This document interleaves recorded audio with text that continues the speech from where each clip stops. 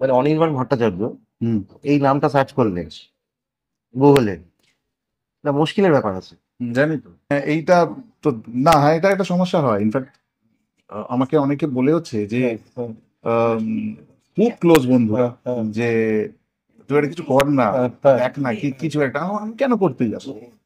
বাবা মা ঠিক করেছেন, ওইটাই নাম পদবি হয়েছে, আমারও তাই। কি করা যাবে, হ্যাঁ। তো করেনি মানে ব্র্যাকেটে আদি ফাদি হ্যাঁ তো হ্যাঁ লিখে হ্যাঁ দিতে হ্যাঁ পারি না। হ্যাঁ, ওয়ান বা টু এরকম। মানে ও লিখলো অনির্বাণ বিখ্যাত, আমি লিখলাম অনির্বাণ আদি, তো হয় না।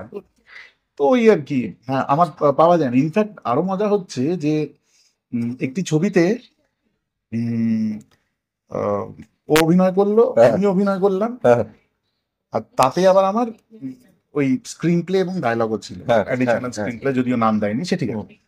আহ, তো সেইখানে হুম আইএমডিবিতে দেখা গেল হুম।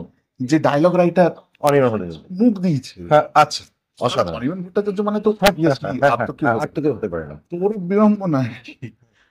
আমাকে কয়েকজন বন্ধুরা করে দেখিয়েছে যে হ্যাঁ। দেখ, এটা তুই নচ। আরেকজন আছেন, হুম। আহ, তিনি আবার রাইটার। হ্যাঁ হ্যাঁ হ্যাঁ। তিনি হচ্ছেন ওই ইংরেজিতে বই টই লেখেন, ওই আরে ক্রাইমের কিছু একটা, রাইট রাইট, ওই তো সাবধান ইন্ডিয়া, সাদার্ন ইন্ডিয়া।